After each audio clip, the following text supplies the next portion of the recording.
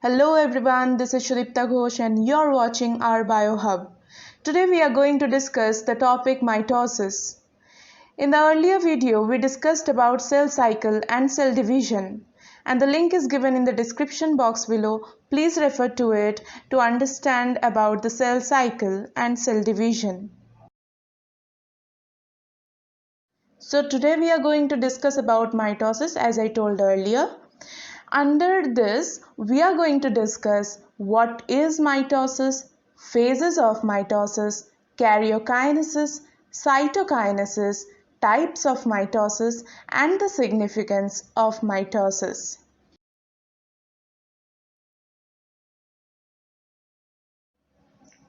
Now let us know what is mitosis. Mitosis is also known as the indirect cell division or somatic cell division or even equational division. Why equational division? Let us know. In this, the mature cell, somatic cell divides in such a way that the chromosome number is kept constant in daughter cells equal to those in parental cells.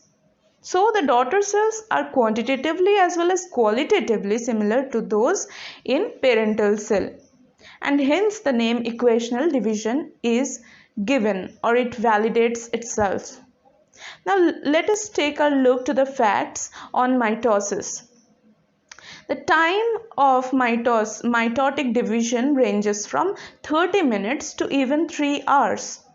And this time is actually species specific, that is, it varies from species to species, and sometimes it also depends on the type of tissue in which the division is taking place, or even the temperature and many other environmental conditions. And this type of division, that is mitotic division, occurs both in the somatic cell, that is during growth, as well as in the germ cells of the gonads during multiplicative phase of gametogenesis. In plants, mitosis occurs in meristematic cells, that is present in the root apex and shoot apex, and even in the cambial cells. These types of cells have a capability of dividing exponentially. In man, it occurs in stratum germinativum of skin, bone marrow, etc. It also occurs in embryonic development. Mitosis occurs in both haploid cells and diploid cells. Some examples of haploid cells include lower plants and drones of honeybee, and diploid cells include higher plants and most of the animals.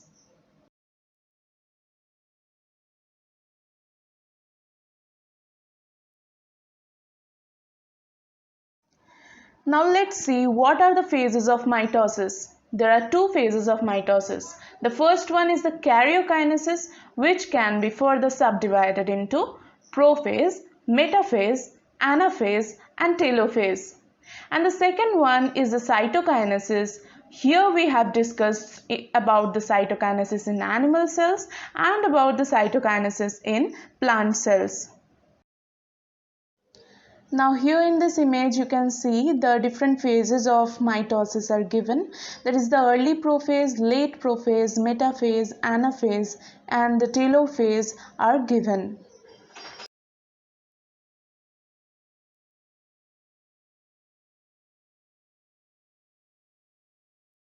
Now let's see what is karyokinesis. Karyokinesis is the division of the nucleus into two halves. It includes prophase, which is further subdivided into the early prophase and the late prophase. Now let's see what is early prophase. In the early prophase, there is formation of esters, under which there is disappearance of the centrosphere. Centrosphere is the amount of cytoplasm that is surrounding the centrioles in the centrosome. And there is development and elongation of microtubules between two centriole pairs, which are known as the diplosomes. These diplosomes start moving towards the opposite poles. Each pair of diplosomes develop fine radiating protein microtubules called the estral rays, which form the star-shaped body called the ester.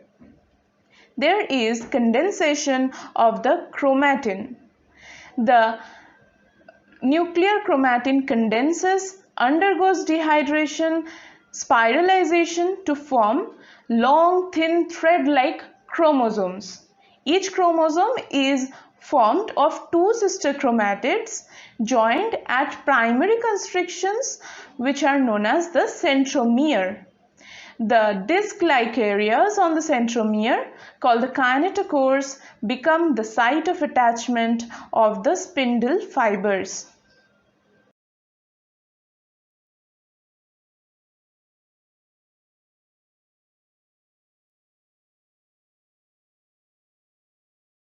In between the early and the late prophase, we include the mid-prophase, under which there is more condensation of the chromosomes so that these become shorter, thicker and untangled. The proteinous matrix is deposited around the chromosomes. There is further moving away of the two esters due to more elongation of the microtubules, and the nuclear membrane and nucleolus start disappearing. The nuclear membrane fragments and merge into the ER, and the nucleolus sheds into RNA over the chromosomes. Now let us see something about the late prophase or the pro-metaphase. It is known as pro-metaphase because it is prior to the metaphase. In this phase, there is nearly complete disappearance of the Golgi body, ER, that is endoplasmic reticulum, the nuclear membrane and the nucleolus. There is further condensation of the chromosomes, and the chromosomes move towards the nuclear membrane, leaving a clear central area. There is formation of spindle. The two esters become antipodal in position, and the protein microtubules between them, like the form of spindle. The central broad part of the spindle is called the equator, while the narrow end of the spindle having esters are called the poles. And the spindle is formed of two types of spindle fibers, the chromosomal or discontinuous fibers and the continuous or interpolar fibers. The discontinuous fibers are extended from the pole to the kinetochores of the chromosome, and the continuous fibers extended from the pole to pole without coming in contact with the chromosome.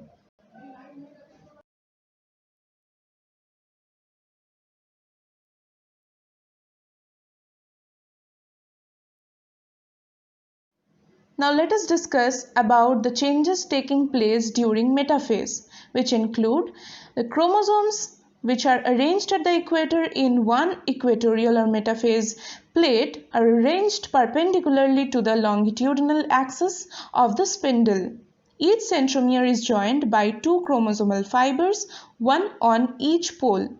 The centromeres lie at the equator while arms are directed towards the poles.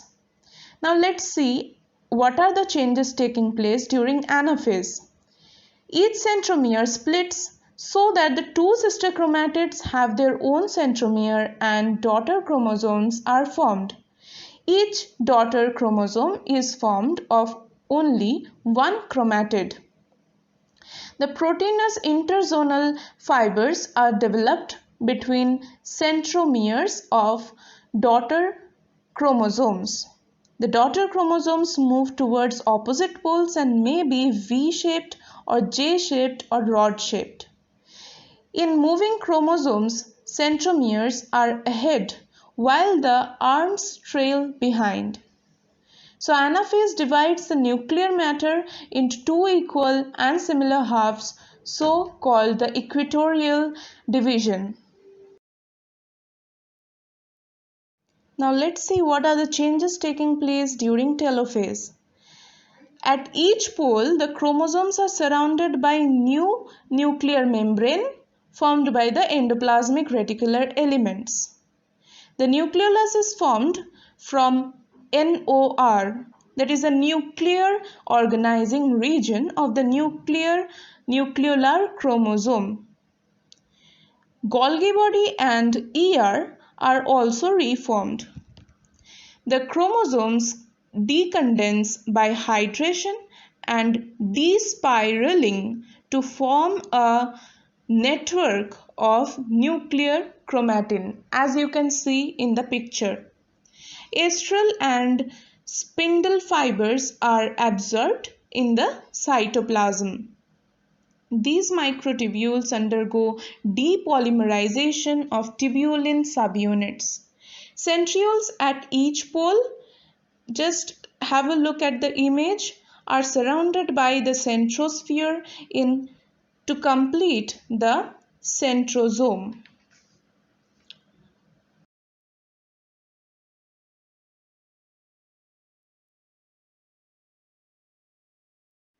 Now, what is cytokinesis? Cytokinesis is the division of the cytoplasm. The cytokinesis starts at the metaphase stage, during which the cell organelles like mitochondria arrange themselves equally on either side of the equator. Now, in animal cells, the cell membrane develops a constriction due to the development of the contraction of microfilaments, which deepens centripetally and is called the cell furrow, which divides in telophase into two daughter cells, which are about half the volume of the original mother cell. This type of cytokinesis is called furrowing or cleavage. Now, there is a slight difference in plant cells. The cytokinesis occurs through cell plate formation in plant cells, and there is spindle which usually persists, unlike in animal cells which degenerate. In plant cells, the cell plate grows centrifugally, unlike in animals which grows centripetally. Now, here are the types of mitosis, which include the anestral mitosis.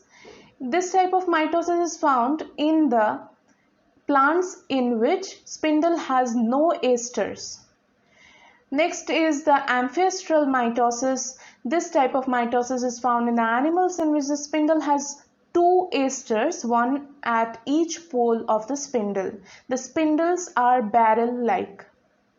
Next is the intranuclear or promitosis. In this type, the nuclear membrane is lost and the spindle is formed inside the nuclear membrane. It occurs both in protozoans and yeast.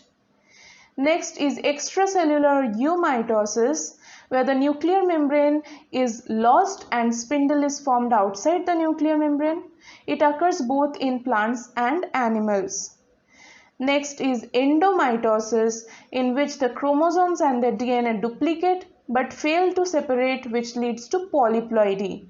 And the last one being the free nuclear division. In this type, the nucleus undergoes repeated karyokinesis, but there is no cytokinesis at all. Point to be noted. It occurs in some members of the fungi like Rhizopus. Now let's have a quick look to the significance of mitosis. It maintains the linear heredity of an organism by keeping the chromosome number constant and genetic stability in daughter cells. It helps in growth and development of zygote into adult through the embryonic development. It helps in repair and regeneration of lost and wounded parts by providing new cells. It also helps in asexual reproduction. The details of mitosis are similar in all organisms, which gives it a universal interrelationship. Restores the nucleoplasmic ratio.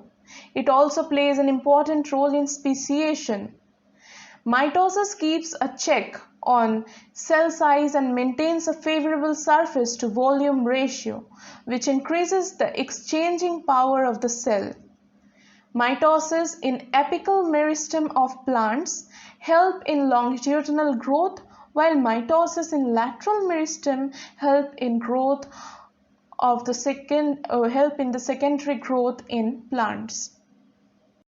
Thank you for listening to me so patiently. Hope you understood the topic mitosis, and we will be meeting in the next video on meiosis. Till then, goodbye. And if you have any kind of doubt, please comment in the comment section below or mail us on the email ID given in the description box. Thank you.